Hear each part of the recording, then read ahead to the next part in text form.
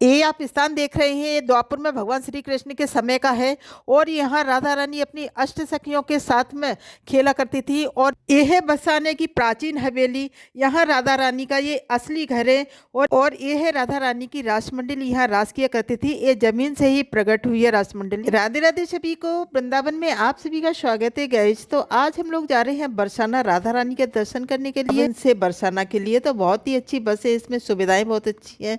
इसमें अगर गर्मी हो तो एसी की भी सुविधा है, तो इसमें गर्मी भी नहीं लगती है। तो चलिए, अभी तो सर्दी का टाइम है, तो ये वृंदावन से बरसाना के लिए आपको ये बसें इजीली मिल जाती हैं, क्योंकि ये सुबह से रात तक चलती रहती हैं। तो हमने इस बस को पकड़ा था पापड़ी चौराहा से। पापड़ी चौराहा पड़ता है प्रेम मंदिर के पास में। तो हम लोग पहुंच चुके हैं अभी छठीकरा।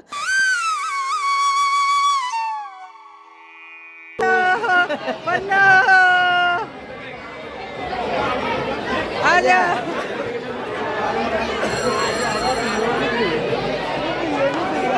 आजा आजा अगर आप ऊपर पैदल नहीं चढ़ सकते हैं तो आप रोप वे से ऊपर आ सकती हैं। रोप वे चलती हैं, तो हम लोग भी रोप वे से ऊपर आए हुए हैं।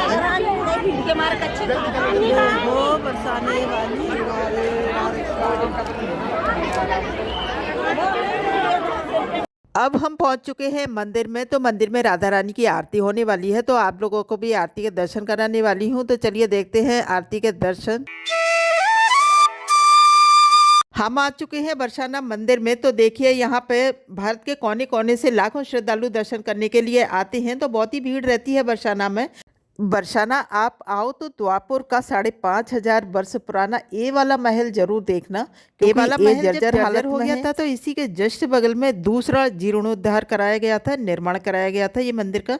तो ये है, इसमें अभी राधा रानी विराजमान है। तो आप चलिए, अब हम अंदर चलते हैं। अंदर चल के अब राधा रानी के दर्शन करेंगे, क्योंकि अभी यहाँ बहुत भीड़ हो रही है। देखिए कितने श्रद्धालु दर्शन करने के लिए आए हुए हैं।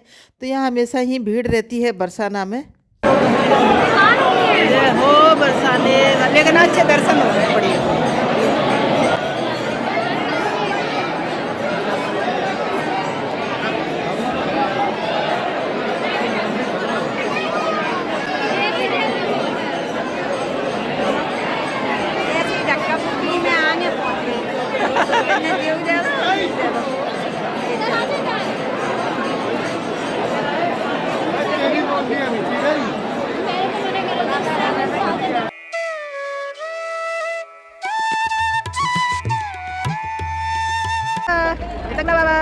लगा दी, तकला तकला तकला।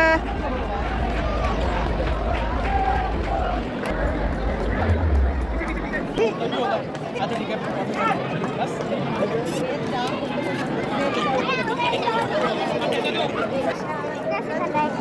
राधे राधे राधे राधे राधे राधे राधे राधे राधे राधे श्याम राधे राधे राधे श्याम राधे श्याम सीताराम राधे श्याम सीताराम राधे राधे। जय हो बरसाने वाली। ये है राधा रानी का प्राचीन मंदिर। तो यहाँ से आप देख सकते हैं पीछे से, और यहाँ से आप ऊपर से देखेंगे नीचे के लिए, तो बरसाना का दृश्य देखते ही बनता है, बहुत ही सुंदर लगता है। नीचे आप देख सकते हैं बस्ती को बरसाना गांव है ये। यहाँ आपको दिख जाएंगे रोप वे। जो ऊपर नहीं आ सकता है पैदल पर, वो रोप वे में आ सकता है। तो देखिए, यहाँ से रोप वे चलते रहते हैं। राधा रानी के दर्शन करने के बाद में हम चलते हैं बरसाना की परिक्रमा लगाने। तो परिक्रमा में जितने भी मंदिर मिलेंगे आपको दर्शन कराएंगे, बहुत ही प्यारे मंदिर आपको दिखाने वाले हैं। तो यहाँ पे बरसाने की ये परिक्रमा है, तो परिक्रमा में चलेंगे हम। तो ये है महान संत नारायण भट्ट जी पूर्वांचल पर्वत पर। जिस विग्रह स्वरूप का आप दर्शन करते हैं राधा रानी मंदिर में, उसको आपको पता है वो राधा रानी का जन्म स्थान ये है।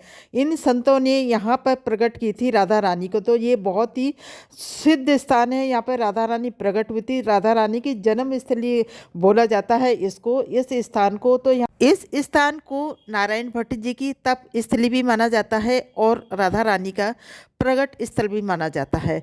तो यहाँ पे ये आपको छतरी दिख रही है, इसमें नारायण भट्ट जी ने तप किया था, यहाँ बैठ के बरसों तप किया था जब राधा रानी को प्रकट किया था। क्योंकि तपस्या से ही फल मिलता है, तो उन्हें तपस्या की थी, कड़ी तपस्या करने के बाद में राधा रानी को प्रकट किया। तो यहाँ तो आपको दोस्तों, मिल जाएंगी और यहाँ संतों की पे कुटिया बाबा जी देखने के संत लिए। हैं, यहाँ संत जो तप कि यहाँ करते पे हैं, यहाँ छोटी सी रहते हैं, कुटिया राधा बना रानी करके की अपना जीवन तपस्या यापन करती करते हैं हैं। तो दोस्तों, उस देखिए ये स्थान की सेवा करते संतों हैं। का डेरा यहाँ पे और मैंने कुटिया दर्शन बनी हुई कराया है। आपको ये उस वो ही स्थान के, स्थान है यहाँ पे संत उस ने स्थान के दर्शन राधा रानी कराया को प्रकट किया था। तो जहाँ पे बहुत ही राधा रानी सिद्ध प्रकट स्थान हुई है, थी। यहाँ पे आपने दर्शन शायद ही कर आप लिए। जानते रहे चलिए होंगे आगे कि चलते जिस हैं, मूर्ति आगे के चल के दर्शन हम करते हैं, चलेंगे तो दर्शन गाड़ी देखिए से यहाँ पर राधा रानी आपको मंदिर आना चाहते रास्ता मिल हैं जाता है ऊपर तो जाने के लिए। ये जो वाला गाड़ी से रास्ता ये जाती है देख ना तो सकते वो हैं आप, ऊपर के लिए जाती 4 है। व्हीलर यहाँ 2 गाड़ियाँ व्हीलर के आपको लिए। मिल जाएंगी ऊपर जाने के लिए।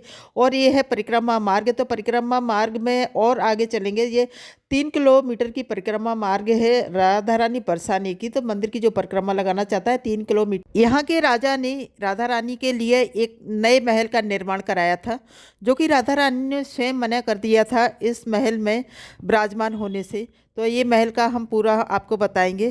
तो चलिए मैं पहले आपको कुशल बिहारी जी मंदिर के दर्शन करा देती हूँ।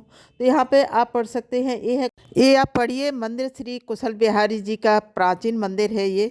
तो चलिए आगे मैं ले चलती हूँ ये मंदिर में।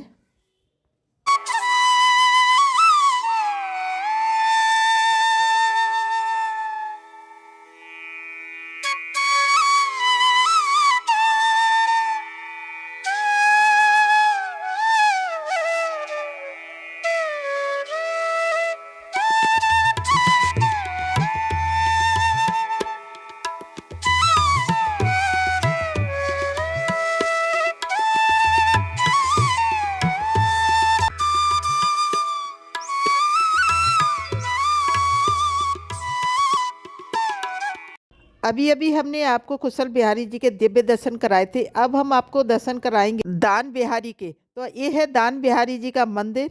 तो इसमें द्वापुर में भगवान श्री कृष्ण उन राधा रानी की सखियों से दान लिया करते थे दही का। जब राधा रानी की सखियां जो गोपियां दही को बेचने जाया करती थी, तो कन्हैया उन मटकियों को फोड़ देते थे।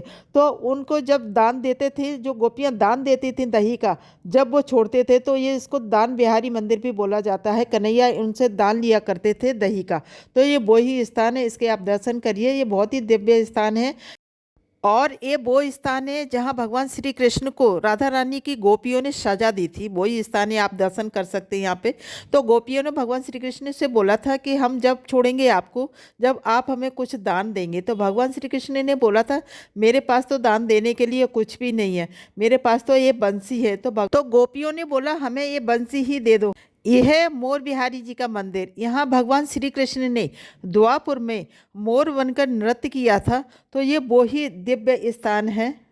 और ये है रास मंडल। यहाँ पे राधा रानी अपनी सखियों के साथ में रास किया करती थी।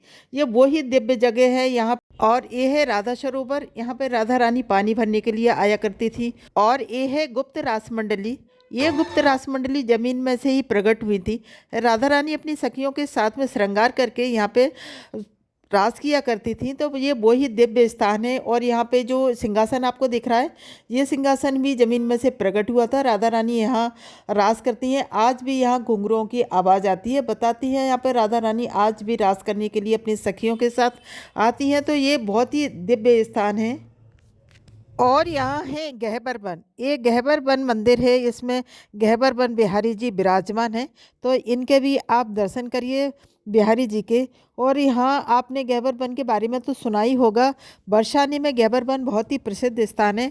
यहाँ पर राधा रानी का हृदय स्थल भी कहा जाता है इसको। यहाँ राधा रानी की गोद भराई की रस्म की गई थी। यशोदा मैया ने यहाँ राधा रानी की गोद भरी थी। तो ये वही स्थान है, आप पढ़ सकते हैं। यहाँ पे ये गोद भराई की रस्म की ये पूरा इस पर लिखा हुआ है। ये प्राचीन स्थान है। ये आपको जो चट्टान दिख रही है ना, ये कोई साधारण चट्टान नहीं है। इस पर भगवान श्री कृष्ण बैठकर गाय चराया करते थे और बंसी बजाया करते थे। द्वापर युग में जब भगवान श्री कृष्ण अपने मित्रों के साथ में खेल खेला करते थे, वही खेल आज यहाँ के बच्चे खेलते हैं। तो देखिए यहाँ का नज़ारा बहुत ही प्यारा लगता है। द्वापर युग की संस्कृति बरसाने में आज भी जीवित है। तो इसके दर्शन करिए, बहुत ही आनंद आता है यहाँ।